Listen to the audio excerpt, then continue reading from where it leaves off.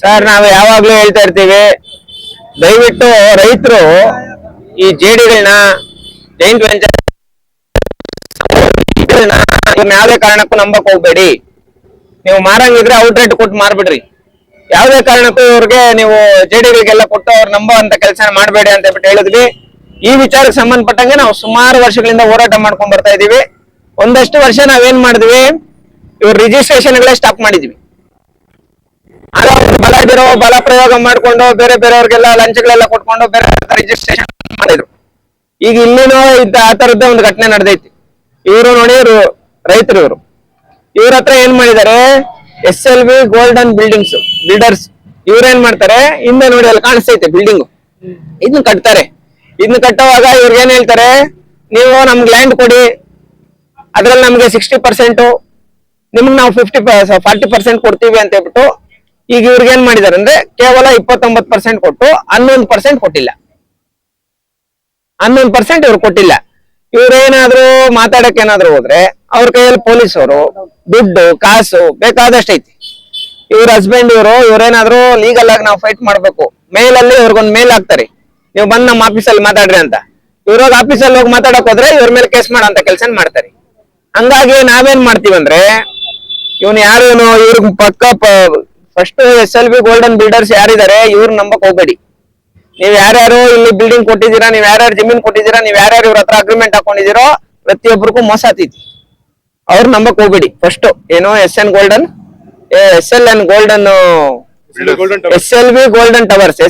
Golden towers ಅವ್ರು ನಂಬೇಡ್ರಿ. ಒಂದು.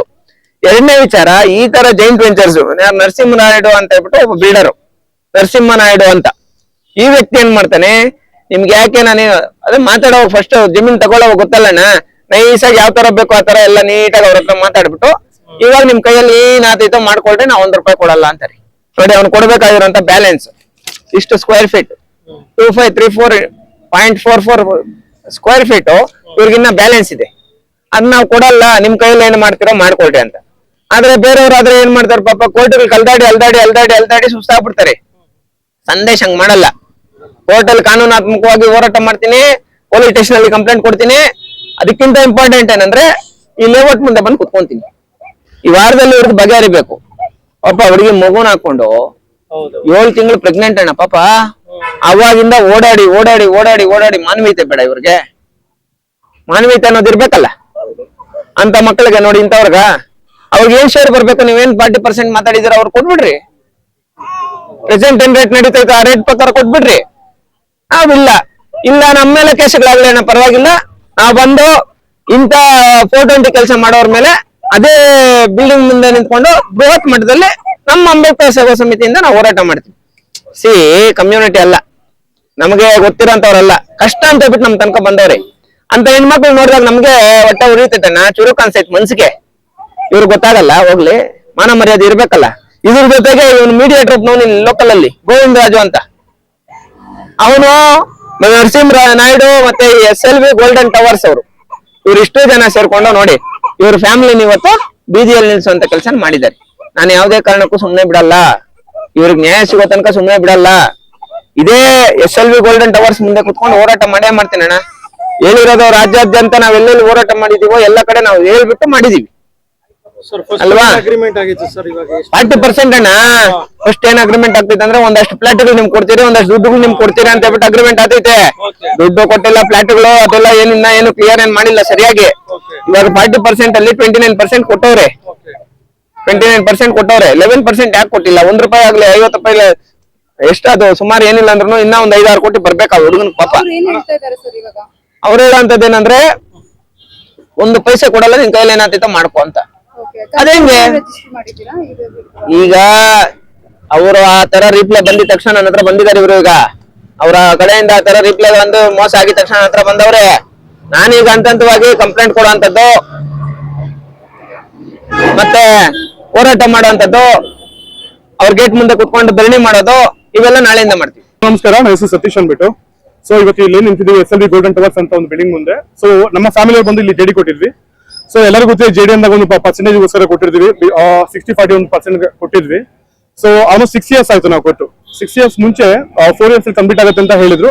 ಅದಾದ್ಮೇಲೆ ನಾವು ಏನೇ ಇನ್ಫಾರ್ಮೇಶನ್ ಕೇಳಿದ್ರು, ಯಾವ್ದೇ ಡಾಕ್ಯುಮೆಂಟ್ ಕೇಳಿದ್ರು, ಇಲ್ಲಿವರೆಗೂ ಒಂದು ಡಾಕ್ಯುಮೆಂಟ್ ಅವ್ರು ಕೊಟ್ಟಿಲ್ಲ. ಅವ್ರು ಅದಕ್ಕೆ ಪ್ರೂಫ್ ಕೊಡ್ಬೇಕು ಫಸ್ಟ್ ಕೊಟ್ಟಿದೀವಿ ಅಂತ. ಅದಾದ್ಮೇಲೆ ABC ಅನ್ನೋ ಒಂದು ಟವರ್ ಇರುತ್ತೆ. ಸೊ ಅಂದ್ರೆ G+4 ಅಂತ ಬಂದು 3 ಬಿಲ್ಡಿಂಗ್ ಇರುತ್ತೆ. ಸಡನ್ ಆಗಿ ಚೇಂಜ್ ಆಗುತ್ತೆ, ಪ್ಲಾನ್ಸ್ ಎಲ್ಲ ಚೇಂಜ್ ಆಗುತ್ತೆ. ಕೇಳಕ್ ಬಂದಾಗ ನಾವು ಯಾವ ಡಾಕ್ಯುಮೆಂಟೇಶನ್ ಕೊಡಕ್ಕೆ, ಬಿಕಾಸ್ ಹತ್ರ ಹಡಿಯೋ ಕೂಡ ಇದೆ, ಯಾವ್ದೇ ಡಾಕ್ಯುಮೆಂಟೇಶನ್ ನಾವು ಯಾರಿಗೂ ಕೊಡಕ್ಕಾಗಲ್ಲ, ಬಿಕಾಸ್ ಅದು ಮಿಸ್ಲೀಡ್ ಆಗುತ್ತೆ ಹಾಗೆ ಅಂತಾರೆ. ಸರಿ ಆಯ್ತು, ಈಗ ನಾವು ಕೊಟ್ಟಿದೀವಲ್ಲ, ನಮ್ದು ಪ್ರಾಪರ್ ಆಗಿ ನಮ್ದು ಸೇವ್ ಆಗ್ಬೇಕು ಪ್ರಾಪರ್ ಆಗಿ, ಯಾವಾಗ ಕೊಡ್ತೀರಾ ಅಂತ ಹಾಗೆ ಅಂತ ಕೇಳ್ತೀವಿ. ಅದಾದ್ಮೇಲೆ ಸರಿ ಆಯ್ತು ಆಮೇಲೆ ಕೊಡ್ತೀವಿ ಅಂತ ಹೇಳ್ತಾರೆ. ಬಟ್ ಯಾವ್ದೋ ಒಂದು ಸಪ್ಲಿಮೆಂಟರಿ ಎಕ್ಸಿಕ್ಯೂಟ್ ಆದ್ಮೇಲೆ ಬಿಲ್ಡಿಂಗ್ ಕನ್ಸ್ಟ್ರಕ್ಷನ್ ಸ್ಟಾರ್ಟ್ ಮಾಡ್ತಾರೆ. ಬಟ್ ಇವರು 3 ಸಪ್ಲಿಮೆಂಟ್ ಅದನ್ನ ಅಲಾಟ್ಮೆಂಟ್ ಲೆಟರ್ ಚೇಂಜ್ ಮಾಡಿದ್ದಾರೆ 3 ಸಲ. UDS ಅಂತ ಬಂದಾಗಲೂ ಅಷ್ಟೇ 416 ಇರುತ್ತೆ, 414 ಆಗುತ್ತೆ, 411 ಆಗುತ್ತೆ. ಅದಕ್ಕೂ ಕ್ಲಾರಿಟಿ ಇಲ್ಲ. ಯಾವ್ದು ಡಾಕ್ಯುಮೆಂಟೇಶನ್ ಕೇಳಕ್ ಬಂದ್ರೆ ನಿಮ್ಗೆ ಅಧಿಕಾರ ಇಲ್ಲ ಅನ್ನೋದು, ಇಲ್ಲ ನನ್ನ ವಯಸ್ಸು ಅಧಿಕಾರ ಇಲ್ಲ ಅನ್ನೋದು, ಅವ್ರ ತಾಯಿ ಬರ್ಲಿ ಅನ್ನೋದು ಮತ್ತೊಬ್ರು.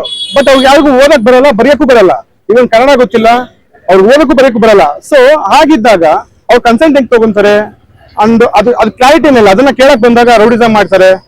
ಆಮೇಲೆ ಹೆಣ್ಮಗುನ್ ಬಿಡೋದು ಮಾತಾಡಕ್ಕೆ. ಮ್ಯಾನೇಜ್ಮೆಂಟ್ ಅವರು ಕ್ಲಾರಿಟಿ ಕೊಡಕ್ಕೆ ಒಂದು ಹೆಣ್ಮಗುನ್ ಇಕ್ಕಿದ್ರ ಅಂದ್ಮೇಲೆ ಅಫ್ಕೋರ್ಸ್ ನಮ್ಗೆ ಲಾಸ್ ಆಗ್ತಿರ್ಬೇಕಾದ್ರೆ ನಮ್ದೊಂದು ಸಂಕಟ ಇರುತ್ತೆ, ಕೇಳಕ್ ಹೇಳ್ತೀವಿ, ವಾಯ್ಸ್ ರೇಸ್ ಆಗೇ ಆಗುತ್ತೆ. ಅದನ್ನ ಅವರು ಥ್ರೆಟನಿಂಗ್ ಮಾಡ್ತಾ ಇದೀವಿ ಅನ್ನೋದು, ಮತ್ತೆ ಮಾಡ್ತಾ ಇದೀವಿ ಅನ್ನೋದು ಎಷ್ಟೊಂದ್ ಸಲ ಕೇಳಿದೀವಿ. ಲ್ಯಾಂಡ್ ಓನರ್ಸ್ ಎಲ್ಲಾನು ಕರ್ಸಿ ಮಾತಾಡಿ ಅಂತ ಎಲ್ಲರೂ ಒಪ್ಕೊಂಡಿದ್ದಾರೆ, ಸೈನ್ ಮಾಡಿದ್ದಾರೆ. ಬಟ್ ಡಾಕ್ಯುಮೆಂಟೇ ಪ್ರೊವೈಡ್ ಮಾಡಿಲ್ಲ ಅಂದ್ಮೇಲೆ ಅವ್ರಿಗೆ ಕ್ಯಾಲ್ಕುಲೇಷನ್ಸ್ ಹೇಗೆ ಗೊತ್ತಾಗುತ್ತೆ?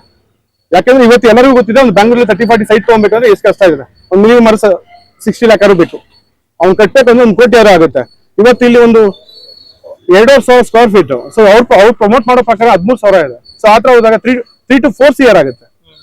ಸೊ ಇವ್ನು ಮಚ್ಚ ಅಂತ ಬಂದಾಗ ಅವ್ನು 1,000ಕ್ಕೆ ಆಟೋ ಓಡಿಸ್ತಾನೆ. ಈಗ ನಾವು ಸಂಕಟ ಆಗಲ್ವಾ? ನಾವೇನ್ ಬರಕಾಗತ್ತೆ ಇವ್ರ ಹತ್ರ? ಅಂಡ್ ಹಾಗೆ ನಾವು ಜಾಸ್ತಿ ಕೇಳ್ತಾ ಇಲ್ಲ. ನಾವ್ ಎಷ್ಟು ಕೊಟ್ಟಿದೀವಿ? 5 ರೂಪಾಯಿ ಕೊಟ್ಟಿದ್ದೀನಪ್ಪ ನಿಮ್ಗೆ, ನಂಗೆ 5 ರೂಪಾಯಿ ಕೊಡು, ಇಷ್ಟು ವರ್ಷ ಕಾಯ್ದಿದೀವಿ, ಓಕೆ, ಲಾಭ ಬೇಡ ನಮ್ಗೆ, ನಾವೇನ್ ಕೊಟ್ಟಿದೀವಿ ಅದನ್ನ ಕೊಡು. ಅದನ್ನ ಕೊಡಕ್ಕಾದ್ರೆ ಕಮ್ಮಿ ಹೇಗೆ ಅಕ್ಸೆಪ್ಟ್ ಮಾಡಕತ್ತೆ? ಆ ಕಮ್ಮಿನ ಅಕ್ಸೆಪ್ಟ್ ಮಾಡ್ಬೇಕಾದ್ರು ಕೂಡ ದೌರ್ಜನ್ಯ ಮಾಡ್ತಿರೋದವ್ರು. ಏನ್ ಮಾಡ್ಕೋ ಕೊಡಲ್ಲ, ಏನಾಗುತ್ತೆ? ನಮ್ ದೊಡ್ಡ ಇನ್ಫ್ಲೂಯೆನ್ಸ್ ಇದೆ, ನಾವು ನೋಡ್ಕೋತೀವಿ. ಹಾಗೆ ತುಂಬಾ ಮಾತಾಡಿದ್ರೆ ಇದು ಸಾಲ್ವ್ ಆಗಲಿ. ನಾನು ಆಡಿಗಳು ರಿಲೀಸ್ ಮಾಡ್ತೀನಿ ಫರ್ದರ್. ಅವ್ರು ಮಾತಾಡಿದ್ದಾರೆ, ದೊಡ್ಡ ಹೆಸರುಗಳನ್ನ ತಗೊಂಡಿದ್ದಾರೆ, ಮತ್ತೊಂದು ಏನೇನ್ ಮಾಡಿದ್ರೆ ಎಲ್ಲದಕ್ಕೂ ಪ್ರೂಫ್ ಇದೆ. ಅಂಡ್ ಇನ್ನೊಂದು ಅವ್ರಿಗೆ ಫೆಬ್ ಮಂತ್ ಅಲ್ಲಿ ನನ್ನ ವೈಫ್ 7 months ಇದ್ದಾಗ ನನಗೆ ಬರಕ್ ಸ್ಟಾರ್ಟ್ ಆಗಿದ್ದು, ನಮ್ಗೆ ಇಶ್ಯೂಗಳು ಗೊತ್ತಾಗಿದ್ದು. ನಮ್ಗೆ ಕ್ಯಾಲ್ಕುಲೇಷನ್ ಯಾವಾಗ ಗೊತ್ತಾಗುತ್ತೆ ಅಂದ್ರೆ ಬಿಲ್ಡಿಂಗ್ ಲೈಸೆನ್ಸ್ ನಮ್ಗೆ ಸಿಕ್ಕಾದ್ಮೇಲೆ ಟೋಟಲ್ ಏರಿಯಾ ಎಷ್ಟಿದೆ, ಎಷ್ಟು ಕನ್ಸ್ಟ್ರಕ್ಟ್ ಮಾಡಿದ್ದಾರೆ, ನಮ್ ಪರ್ಸೆಂಟೇಜ್ ಎಷ್ಟು ಬರ್ಬೇಕು ಅಂತ ನಾವು ಕ್ಯಾಲ್ಕುಲೇಷನ್ ಹಾಕಿದ್ಮೇಲೆ ಅವರು ನಮ್ಗೆ ಕೊಡ್ಬೇಕು. ಇವಾಗ ಫ್ಯಾಮಿಲಿ ದುಡ್ಡು ಇಸ್ಕೊಂಡಿದ್ದಾರೆ, ಮತ್ತೊಂದು ತಗೊಂಡಿದ್ದಾರೆ, ಬಿಲ್ಡರ್ ಮೀಡಿಯೇಟರ್ ಕೆಲಸ ಮಾಡ್ತಿದ್ದಾರೆ. ಅಂದ್ರೆ ಅವ್ರು ದುಡ್ಡು ಇಸ್ಕೊಂಡಿದ್ರೆ ಸಾಲ್ವ್ ಮಾಡ್ಬಿಡಿ ಅವ್ರಿಗೆ. ನಾವು ನಿಮ್ಗೆ ಲ್ಯಾಂಡ್ ಕೊಟ್ಟಿದೀವಿ, ನಮ್ದು ಶೇರ್ ಇದೆ ಅಂದ್ರೆ ನಮಗ್ ಕೊಡಿ ಫಸ್ಟ್. ಓದಕ್ಕೆ ಬರೋಕ್ಕೆ ಬರ್ದಿರೋ ಹತ್ರ ನೀವು ಮೋಸ ಮಾಡೋದಲ್ಲ.